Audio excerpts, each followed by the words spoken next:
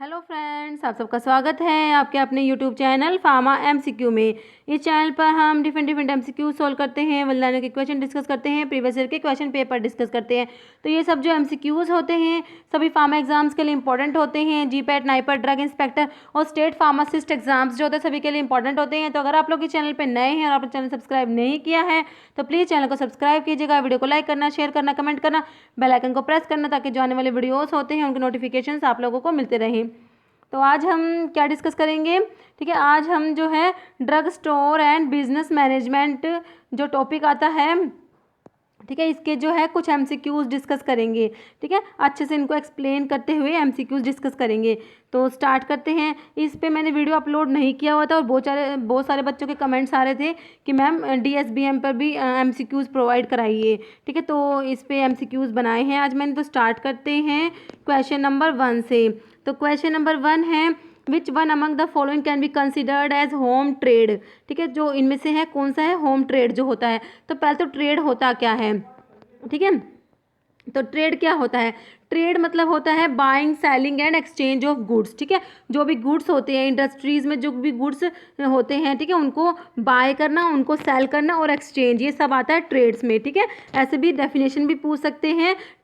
Buying selling and exchange of goods is called, तो क्या कहते हैं इसको, तो इसको बोलते हैं ट्रेड बोलते हैं। ट्रेड हो गया buying, selling and exchange of goods. अब ट्रेड जो है इसमें आती है इंटरनल ट्रेड होती है, फिर होती है इंटरनेशनल ट्रेड होती है, ठीक है। तो इंटरनल ट्रेड को बोलते हैं होम ट्रेड, ठीक है। अभी हम इसको आगे एक्सप्लेन करेंगे, पहले क्वेश्चन का आंसर देखते हैं हम। तो होम ट्रेड कौन सा है, ठीक है, इसके ऑप्शंस देख लीजिए आप, internal trade, international trade, foreign trade या ऑल ऑफ द अबव। तो होम ट्रेड जो होता है वो होता है इंटरनल ट्रेड, ठीक है। ट्रेड जो होती है ना, एक तो होती है इंटरनल ट्रेड होती है, एक होती है इंटरनेशनल ट्रेड होती है। तो इंटरनल ट्रेड को बोलते हैं होम ट्रेड, और जो इंटरनेशनल ट्रेड और फॉरेन ट्रेड दोनों एक ही बात है, ठीक है। इंटरनेशनल ट्रेड जो होती है उसको क्या बोलते हैं, फॉरेन ट्रेड भी बोलते हैं, ठीक है। तो आपको ये क्वेश्चन आई थिंक क्लियर हो गया होगा अच्छे से। तो इसका हो गया होम ट्रेड क्या है, इंटरनल ट्रेड है। अभी हम ट्रेड्स को थोड़ा सा आगे एक्सप्लेन करके पढ़ते हैं। ट्रेड का मैंने आपको डेफिनेशन बता दिया, क्या होता है buying, selling and exchange of goods, ठीक है। अब ट्रेड जो होती है एक तो होती है इंटरनल ट्रेड और एक होती है इंटरनेशनल ट्रेड। तो इंटरनल ट्रेड को बोलते हैं होम ट्रेड और इंटरनेशनल ट्रेड को बोलते हैं फॉरेन ट्रेड या एक्सटर्नल ट्रेड, ठीक है। तो इंटरनल ट्रेड मतलब होम ट्रेड का मतलब है it consist of sale and exchange of goods within the boundaries of a country, ठीक है। एक कंट्री के अंदर ही क्या होता है, sale and exchange of goods होता है। तो जो इंटरनल ट्रेड है ये होती है होलसेल ट्रेड होती है, रिटेल ट्रेड होती है। होलसेल में क्या होगा, it involve sales of goods in comparatively large quantity to those traders who are in direct contact with retailers, ठीक है। तो लार्ज क्वांटिटीज में जो सेल और एक्सचेंज होगा गुड्स का तो वो तो होलसेल ट्रेड में आ जाएगा, और जो स्मॉल क्वांटिटीज़ में होगा वो आ जाएगा रिटेल में, ठीक है। तो देखिए रिटेल का और देख लीजिए आप, retail trade, in this trade retailer supplies the requirement of consumers in small quantities as per their needs, ठीक है। तो ये हो गया होलसेल और रिटेल का। अब होती है, ये तो हमने क्या पढ़ी, इंटरनल ट्रेड। अभी है इंटरनेशनल ट्रेड जिसको क्या बोलते हैं, फॉरेन ट्रेड भी बोलते हैं। अब इसमें क्या होता है, it means exchange of goods and service between citizens, business firms और गवर्नमेंट ऑफ डिफरेंट कंट्रीज, ठीक है। डिफरेंट कंट्रीज के बीच में, ठीक है, जो गुड्स होते हैं उनका एक्सचेंज होता है, मतलब मतलब जो डिफरेंट कंट्रीज़ हैं आपस में ये गुड्स होते हैं, इनको खरीदते हैं, बेचते हैं। तो ये सब जो होता है ये डिफरेंट कंट्रीज़ के बीच में हो गया, तो इसको बोल देंगे फॉरेन ट्रेड या इंटरनेशनल ट्रेड या एक्सटर्नल ट्रेड। अब ये जो इंटरनेशनल ट्रेड है ये इसके अलग अलग टाइप्स है, ये बहुत इंपॉर्टेंट है, कई बार एग्जाम में आते हैं, ठीक है। इसमें होता है एक तो इम्पोर्ट होता है, एक एक्सपोर्ट होता है, और एक क्या होता है, एंट्री पोर्ट होता है, ठीक है। इम्पोर्ट है, एक एक्सपोर्ट है, और एक होता है एंट्री पोर्ट होता है। तो इम्पोर्ट में क्या होता है, when A trader of one company purchase goods from the traders of other companies, ठीक है। जब बाइंग होता है मतलब खरीदते हैं, ठीक है, परचेज करते हैं गुड्स को, एक कंट्री दूसरे कंट्री से गुड्स को परचेज कर रही है, बाय कर रही है, तो उसे बोलते हैं इम्पोर्ट मतलब अंदर आना, ठीक है। मतलब गुड्स को जो है वो परचेजिंग हो रही है, एक कंट्री दूसरे कंट्री से गुड्स खरीद रही है। अब एक्सपोर्ट में क्या हो जाएगा, when the traders of one country sales goods to the traders of other countries, ठीक है। तो एक्सपोर्ट में हो जाएगा जब एक कंट्री जो है दूसरे कंट्री को गुड्स बेच रही है, सेल कर रही है, उसे बोल देंगे एक्सपोर्ट ट्रेड। और जो एंट्री पोर्ट है, एंट्री पोर्ट में क्या होता है, इसमें होता है when trader purchase goods from one country. ठीक है, ये जो ट्रेडर्स है ये एक कंट्री से गुड्स को परचेज कर लेंगे, मान लीजिए कंट्री है इससे परचेज कर लिया, अब क्या करेंगे, sales the same goods to another country, और ये गुड्स को दूसरी कंट्री को क्या कर देंगे, बेच देंगे, तो इसको बोलते हैं एंट्री पोर्ट ट्रेड बोलते हैं। ये बहुत ज़्यादा इंपॉर्टेंट है, तो मैंने आपको सारा अच्छे से एक्सप्लेन कर दिया, इम्पोर्ट, एक्सपोर्ट और एंट्री पोर्ट, इसके ऊपर जो क्वेश्चन है ना बनने के चांसेस होते हैं। ठीक है, तो ये आपको अच्छे से ध्यान रखना है। तो ये हो गया एंट्री पोर्ट का हो गया। तो ये ट्रेड आपको समझ आ गया होगा। अभी नेक्स्ट पे चलते हैं। नेक्स्ट है book of original entry is. तो बुक ऑफ ओरिजिनल एंट्री कौन सी होती है, ऑप्शंस है जनरल, लेजर, बोथ या नन। तो बुक ऑफ ओरिजिनल एंट्री में आता है जनरल्स आता है। ठीक है, तो जनरल्स जो होते हैं वो होते हैं बुक ऑफ ओरिजिनल एंट्री, तो ऑप्शन 1 जो है हमारा करेक्ट हो जाएगा। तो बुक ऑफ ओरिजिनल एंट्रीज जो होती है ये क्या होती है, these are books for accounts in which transaction is recorded for the first time from a source document. ठीक है, जो फर्स्ट टाइम ट्रांजैक्शंस जो होते हैं उनको रिकॉर्ड करते हैं ना, फर्स्ट टाइम जिसमें रिकॉर्ड करते हैं उनको बोलते हैं बुक ऑफ ओरिजिनल एंट्रीज बोलते हैं। तो इसमें कौन कौन सी आती है, इसमें वेरियस बुक्स आती हैं, जैसे जनरल्स आते हैं, कैश बुक्स आते हैं। अब आपसे पूछ ले कैश बुक्स किस में आती है, तो आप क्या कहेंगे, बुक ऑफ ओरिजिनल एंट्री में ही आती है कैश बुक्स भी।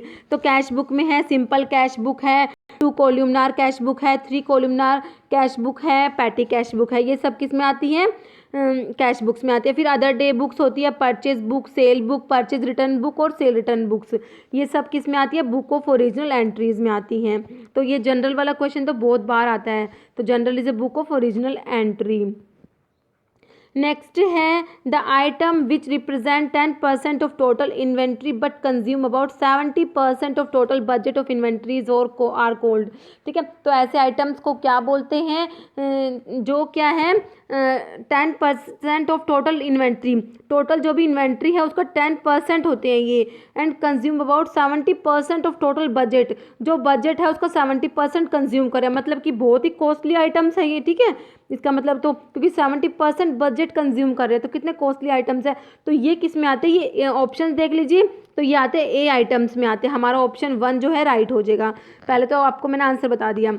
अभी हम देखते हैं ए आइटम, बी आइटम, ये सब किस में पढ़ते हैं हम, ये जो ए आइटम, बी आइटम, सी आइटम है, ये होता है ABC एनालिसिस होती है एक। ठीक है, क्या होती है, ABC एनालिसिस होती है। अब ABC एनालिसिस जो है ये किस में आती है, जो हम इन्वेंट्री कंट्रोल्स की टेक्निक्स पढ़ते हैं। ठीक है, इन्वेंट्री कंट्रोल्स की टेक्निक्स होती हैं उसमें आती है, डिफरेंट टाइप्स आते हैं, जैसे जो हम टेक्निक्स पढ़ते हैं इन्वेंट्री कंट्रोल्स में, उसमें एक तो आता है ABC एनालिसिस होता है। ठीक है, एक इकोनॉमिक ऑर्डर क्वांटिटी होता है, एक VED एनालिसिस होता है, वेद एनालिसिस होता है, इसमें इनपुट आउटपुट रेशो भी आता है, इनपुट आउटपुट रेशो एनालिसिस आता है, परपेचुअल इन्वेंट्री सिस्टम आता है, ये सब आते हैं इसमें। तो इसमें एक टाइप होता है ABC एनालिसिस, ABC में होता है ऑलवेज बेटर कंट्रोल होता है, ABC एनालिसिस में जो ABC है इसका मतलब होता है ऑलवेज बेटर कंट्रोल, तो ये भी आपको याद रखना है। अब इसमें आइटम्स को हम ए आइटम, बी आइटम और सी आइटम में डिवाइड करते हैं। तो ए आइटम कौन से होते हैं, देखिए मैंने यहाँ पे नोट डाउन किया हुआ है। तो ए आइटम्स जो होते हैं it covers 10% of total inventories. ठीक है, टोटल इन्वेंट्री का ये 10% होते हैं, और it consume about 70% of total budget, जो टोटल बजट होता है उसका 70% ये कंज्यूम करते हैं ए आइटम्स। ठीक है, तो इसका मतलब क्या है, ये बहुत ज़्यादा कॉस्टली आइटम्स होते हैं।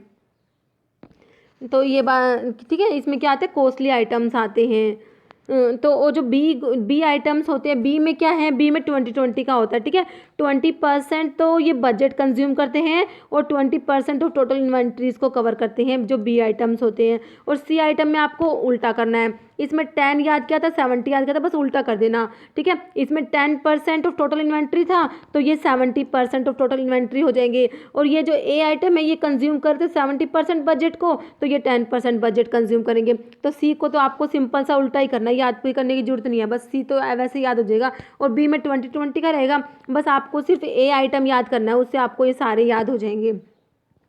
ये बहुत इंपॉर्टेंट क्वेश्चन है ABC एनालिसिस के ऊपर ना। क्वेश्चन DSBM में से अगर क्वेश्चन आता है तो इन्वेंट्री कंट्रोल से ज़रूर आता है, और इन्वेंट्री कंट्रोल में ये ABC एनालिसिस है, इकोनॉमिक ऑर्डर क्वांटिटी है, और एक वेद एनालिसिस है, वाइटल इसेंशियल डिज़ायरेबल जो होता है।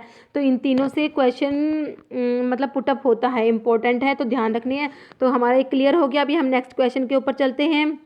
नेक्स्ट क्वेश्चन में क्या है, इकोनॉमिक ऑर्डर क्वांटिटी के ऊपर से आ गया। ठीक है, ये भी एक टेक्निक होती है इन्वेंट्री कंट्रोल की, जो मैंने आपको अभी बताया था। तो जो economic order quantity aims at minimising, तो इसमें किसको मिनिमाइज करते हैं इकोनॉमिक ऑर्डर क्वांटिटी में? तो ऑप्शंस है carrying cost, ordering cost, both, या सप्लायर प्राइस। तो इकोनॉमिक ऑर्डर क्वांटिटी जो होता है ये क्या होता है, this technique is use to find out how much of inventory is to be ordered, मतलब कि कितनी इन्वेंट्री जो है ऑर्डर करनी है। ठीक है, इसमें क्या होता है, how much of inventory to be ordered. अगर आपसे पूछ ले कि कितनी इन्वेंट्री ऑर्डर करनी है, ये कौन सी टेक्निक में आता है, तो किस में आता है, ये इकोनॉमिक ऑर्डर क्वांटिटी में आता है। इसमें क्या फाइंड आउट करते हैं हम, कितनी इन्वेंट्री जो है ऑर्डर करनी है, how much inventories is to be ordered. ठीक है, तो इसमें क्या करना होता है इकोनॉमिक ऑर्डर क्वांटिटी में, तो इसका पहले तो आंसर देख लीजिए आप। इसका आंसर क्या आएगा, इसका आंसर आ जाएगा बोथ। इसमें मिनिमाइजिंग करना है होता है किसको, कैरिंग कॉस्ट को और ऑर्डरिंग कॉस्ट को, इन दोनों को क्या करना होता है, मिनिमाइज करना होता है। ठीक है, तो इसमें कैरिंग कॉस्ट और ऑर्डरिंग कॉस्ट को क्या करना है, मिनिमाइज करना है। तो जो ये होती क्या है कैरिंग कॉस्ट और ऑर्डरिंग कॉस्ट, ठीक है, ये कैरिंग कॉस्ट जो है ये होती है इन्वेंट्री कैरिंग कॉस्ट होती है। ठीक है, और एक ऑर्डरिंग कॉस्ट होती है। तो ये होती क्या है, अब हम एक बार इनको देख लेते हैं। हमने आंसर तो फाइंड आउट कर लिया, बोथ आ जाएगा, दोनों को मिनिमाइज करना है। तो ऑर्डरिंग कॉस्ट होती है, the ordering cost consist of cost of paper work involve in placing an order. ठीक है, like use of paper, typing, posting, filing, ये सब आता है ऑर्डरिंग कॉस्ट में। It also includes the cost of salaries of staffs involve in this work. जो ये work है, पेपर वर्क जो भी है, इसमें जो स्टाफ इंक्लूड है, उनकी सैलरीज की जो कॉस्ट है वो भी इसमें इंक्लूड होती है। Cost incidental to placing and order like follow up, receiving, inspections, तो ये सब किस में आता है, ऑर्डरिंग कॉस्ट में आएगा। फिर होती है इन्वेंट्री कैरिंग कॉस्ट, इसमें आता है it represent by items like rent of storage, cost of insurance and taxes. ठीक है, तो आपसे ये भी पूछ सकते हैं कि इन्वेंट्री कैरिंग कॉस्ट में क्या आता है, तो आपको सारे पता होने चाहिए। इसमें आता है rent of storage, cost of insurance and taxes, salaries of store keepers and loss in storage due to pilferage, waste and breakage etc. तो ये सब किस में आता है, इन्वेंट्री कैरिंग कॉस्ट में आता है। तो इकोनॉमिक ऑर्डर क्वांटिटी में हम क्या करते हैं, इन दोनों को मिनिमाइज करना होता है। इन्वेंट्री कैरिंग कॉस्ट और ऑर्डरिंग कॉस्ट दोनों को क्या करना होता है, मिनिमाइज करना होता है। तो हमारा ये भी पॉइंट आई थिंक आपको क्लियर हो गया होगा। अभी नेक्स्ट पे चलते हैं। 5th क्वेश्चन है, ABC analysis is based on, तो किस पे बेस होती है, ऑप्शंस है unit price material, consumption value of material, storage value of material, या ऑल ऑफ द अबव। तो ABC एनालिसिस बेस्ड होती है किस पे, कंजप्शन वैल्यू ऑफ मटेरियल। तो हमारा ऑप्शन 2 राइट हो जाएगा, कंजप्शन वैल्यू ऑफ मटेरियल पे बेस होती है। तो मैंने आपको अभी इसके बारे में एक्सप्लेन कर दिया था ABC एनालिसिस के बारे में। अभी हम नेक्स्ट पे चलेंगे। नेक्स्ट क्वेश्चन है, oldest form of business organisation is, तो ओल्डेस्ट फॉर्म जो है बिजनेस ऑर्गेनाइजेशन का वो कौन सा होता है। ऑप्शंस है joint stock company, sole proprietorship, या पार्टनरशिप, या ऑल ऑफ द अबव। तो ओल्डेस्ट फॉर्म होता है ये ऑप्शन 2 राइट हो जाएगा, सोल प्रोप्राइटरशिप होता है। सोल प्रोप्राइटरशिप का मतलब क्या होता है, वन मैन बिजनेस। ठीक है, एक ही मैन होता है जो इसमें बिजनेस करता है, तो इसे बोलते हैं सोल प्रोप्राइटरशिप बोलते हैं। नेक्स्ट है maximum number of members in A firm carrying a general business. ठीक है, तो जो जनरल बिजनेस वाली फर्म है तो इसमें मैक्सिमम नंबर ऑफ मेंबर्स कितने होते हैं। नॉन बैंकिंग बिजनेस का पूछा है, बैंकिंग का नहीं पूछा, जो नॉन बैंकिंग बिजनेस में आएंगे। ठीक है, तो ये ऑप्शन देख लिया 20, 10, 50 या 40। तो इसमें जो मैक्सिमम नंबर ऑफ मेंबर्स होते हैं वो 20 होते हैं, तो ऑप्शन ए हो जाएगा 20।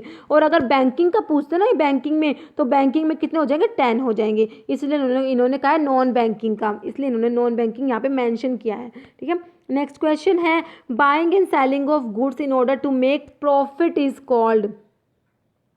ठीक है, तो इसे क्या बोलेंगे, ऑप्शंस देख लीजिए, ट्रेड, डायरेक्ट सर्विस, कॉमर्स या इनडायरेक्ट सर्विस, ठीक है। Buying and selling of goods, मैंने अभी आपको बताया था ट्रेड का क्या होता है, buying selling and exchange of good, ये सब किस में आता है, ट्रेड में आता है। तो ये हमारा हो जाएगा, ट्रेड को बोलते हैं buying and selling of goods in order to make profit is called trade.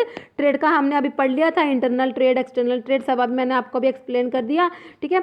तो इसमें एक ऑप्शन है कॉमर्स। कॉमर्स क्या होता है, कॉमर्स देखो, जो भी इंडस्ट्री में जो भी गुड्स है, जो भी प्रोड्यूस ये इंडस्ट्री में प्रोड्यूस होते हैं, तो उनको जो भी सबके पास उनको पहुंचाना होता है, मतलब डिस्ट्रीब्यूट करना होता है ना, तो वो सब आता है कॉमर्स में आता है। तो देखिए कॉमर्स क्या होता है, it is a part of business activity which is related to distribution and selling of goods and service और exchange of commodities, ठीक है।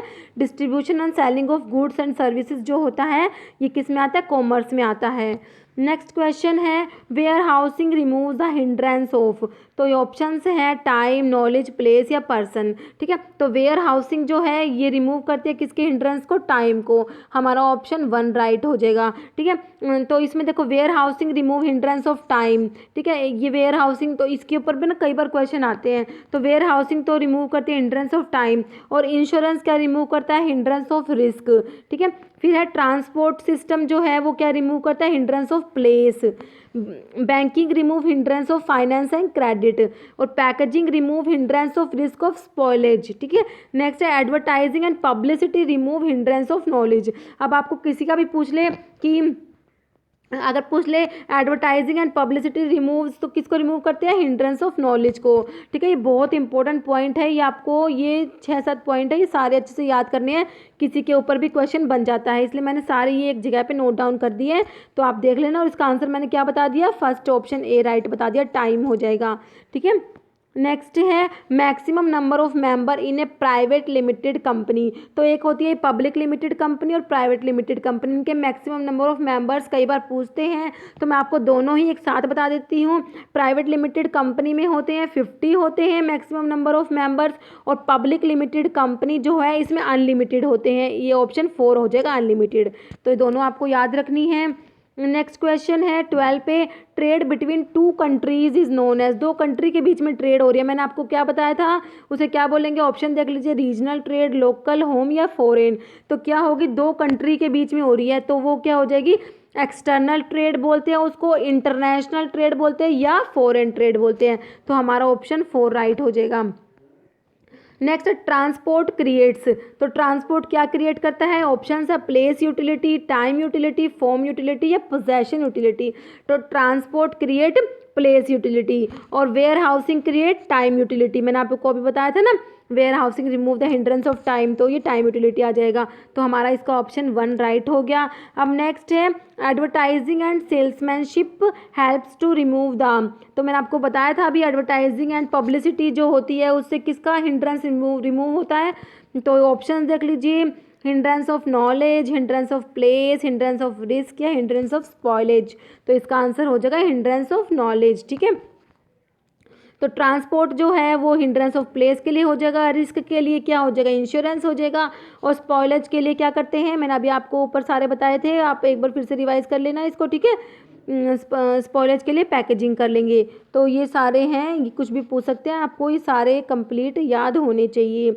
अभी नेक्स्ट क्वेश्चन क्या है, 15 नंबर क्वेश्चन है buying of goods from abroad is known as, तो abroad से goods को बाय करते हैं तो इसे क्या बोलेंगे, ऑप्शंस हैं इंपोर्ट, एक्सपोर्ट, एंट्रीपोर्ट या ऑल ऑफ द अबव, ठीक है। तो ये क्या होता है, बाइंग कर रहे हैं एब्रोड से, ठीक है। तो ये वैसे तो कौन सी ट्रेड में आता है, जो इंटरनेशनल ट्रेड में आता है। अब इंटरनेशनल ट्रेड में मैंने आपको बताया था इंपोर्ट, एक्सपोर्ट और एंट्रीपोर्ट, तो buying of goods from abroad is known as import बोलेंगे, ठीक है। और सेलिंग ऑफ गुड्स एब्रोड को अगर सेल करते हैं गुड्स को, वो एक्सपोर्ट में आ जाएगा। ये मैंने अभी डिस्कस कर लिया सारा, आप वीडियो को पीछे करके पॉज देख सकते हैं, ठीक है। नेक्स्ट है बिजनेस मीन्स, तो बिजनेस क्या है, ऑप्शंस है industry and commerce, trade and commerce, commerce या buying and selling of goods. तो बिजनेस में आता है इंडस्ट्री एंड कॉमर्स आता है, ऑप्शन 1 राइट हो जाएगा, ठीक है। तो ट्रेड एंड कॉमर्स नहीं करना, इसमें business comprises industry and commerce, तो हमारा ऑप्शन ए राइट होएगा, ठीक है। तो कौन सा हो जाएगा इसका, ऑप्शन ए 1 राइट हो जाएगा। नेक्स्ट है which of the following are objective of purchasing, purchasing के ऑब्जेक्टिव कौन कौन से होते हैं, ऑप्शंस देख लीजिए, purchasing of right quantity, purchasing of right quality, purchase from right source या ऑल ऑफ द अबव। ठीक है, तो परचेजिंग के ऑब्जेक्टिव में सारे ही आते हैं। Purchase of right quantity, right quality, right source से भी परचेज करना चाहिए। और कौन कौन से आते हैं इसमें? राइट प्राइस, राइट टाइम आता है, right place of delivery and right mode of transportation. ये सब किस में आते हैं? ऑब्जेक्टिव ऑफ परचेजिंग में आता है। तो आपको ये और पॉइंट्स भी याद रखने हैं। तो इसका आंसर हो जाएगा all of the above. Next है selection of site of drug store depend upon. तो ड्रग स्टोर जो है उसकी अगर हम सिलेक्शन साइट सेलेक्ट देखते हैं कौन सी साइट होनी चाहिए, तो किस पे डिपेंड करता है वो? ऑप्शंस है availability of finance, existence of hospital, safety and all of the above. तो सभी को पता है ये सभी पे डिपेंड करता है, तो इसका all of the above answer हो जाएगा। ठीक है, नेक्स्ट है layout of a drug store is according to. ठीक है, जो ड्रग स्टोर का लेआउट होता है ये कौन से शेड्यूल मतलब किसके अकॉर्डिंग होता है? ऑप्शंस हैं convenience of pharmacist, specification of rules in schedule and availability of space या ऑल ऑफ द अबव। ठीक है, तो लेआउट होता है ड्रग स्टोर का, वो होता है अकॉर्डिंग टू जो शेड्यूल एन होता है उसके रूल्स के स्पेसिफिकेशंस के अकॉर्डिंग होता है। ठीक है, तो ऑप्शन 2 हो जाएगा specifications of rules in schedule N. ठीक है, इंपॉर्टेंट क्वेश्चन है, ध्यान रखना है, शेड्यूल एन आ जाएगा इसमें, ऑप्शन 2 राइट हो जाएगा। नेक्स्ट है induction training is required to. ठीक है, इंडक्शन ट्रेनिंग रिक्वायर्ड होती है किसके लिए? ऑप्शंस है new employees, existing employees, both या नन। तो इंडक्शन ट्रेनिंग रिक्वायर्ड होती है किसके लिए? न्यू एम्प्लॉयज़ के लिए होती है। ठीक है, ऑप्शन 1 राइट हो जाएगा। नेक्स्ट है recruitment process is considered as. तो रिक्रूटमेंट प्रोसेस क्या है? ठीक है, ऑप्शंस है पॉजिटिव, नेगेटिव, मल्टीपल है डिविजिबल। तो रिक्रूटमेंट प्रोसेस क्या होती है? पॉजिटिव होती है, ऑप्शन 1 राइट हो जाएगा। नेक्स्ट है when at least 51% shares of a business organisation are in hands of government. तो इसे क्या बोलेंगे? ठीक है, 51% शेयर्स जो है वो गवर्नमेंट के पास है, तो ये कौन सी हो जाएगी? गवर्नमेंट और कंपनी हो जाएगी। तो हमारा ऑप्शन 4 हो जाएगा गवर्नमेंट कंपनी। नेक्स्ट है which is the technique is use to find out how much of inventory to be ordered. मैंने आपको क्या बताया था अभी, अगर ऐसा क्वेश्चन आ जाए तो how much of inventory to be ordered, कितनी इन्वेंट्री ऑर्डर करनी है, तो ये किस में हम कौन सी टेक्निक यूज़ करते हैं? तो ये आता है, ऑप्शन देख लीजिए आप, इकोनॉमिक ऑर्डर क्वांटिटी में आता है, ऑप्शन 1 राइट हो जाएगा। EOQ जो होता है इकोनॉमिक ऑर्डर क्वांटिटी में आता है, how much of inventories to be ordered. ठीक है, हमारा ऑप्शन 1 राइट हो जाएगा। नेक्स्ट है as per EOQ analysis which cost is more और लेस फिक्स्ड। ठीक है, जो इकोनॉमिक ऑर्डर क्वांटिटी है इसमें कौन सी कॉस्ट, 2 कॉस्ट इसमें हम डिस्कस करते हैं, ऑर्डरिंग कॉस्ट और इन्वेंट्री कैरिंग कॉस्ट, दोनों को क्या करना होता है? मिनिमाइज करना होता है। तो कौन सी जो होती है मोर और लेस फिक्स्ड होती है वो होती है ऑर्डरिंग कॉस्ट होती है, ये ध्यान रखना है, ऑप्शन 1 राइट हो जाएगा इसका। नेक्स्ट है inventory carrying cost consist of. तो इन्वेंट्री कैरिंग कॉस्ट में क्या आता है? ऑप्शंस हैं cost of insurance and taxes, salaries of store keepers and losses in store, rent of storage and all of the above. तो मैंने आपको अभी सारे बताए थे इन्वेंट्री कैरिंग कॉस्ट में क्या क्या आता है, तो ये सारे ऑल ऑफ द अबव आ जाएगा इसमें। ठीक है, अभी हमने 25 क्वेश्चन डिस्कस कर लिए। ठीक है, तो इस वीडियो में इतना ही। अब आपको एक क्वेश्चन है, इसका आंसर आप लोगों को कमेंट बॉक्स में देना है। तो वो क्वेश्चन क्या है? All the accounts are balanced in. ठीक है, तो ये ऑप्शंस है ledger, general, both A and B या नन। तो इसका आंसर आप लोगों को कमेंट बॉक्स में देना है। तो इस वीडियो में इतना ही। अगर आपको वीडियो अच्छी लगी हो तो इसे लाइक करना, शेयर करना, चैनल पर नए हैं चैनल को सब्सक्राइब करना। Okay, thank you.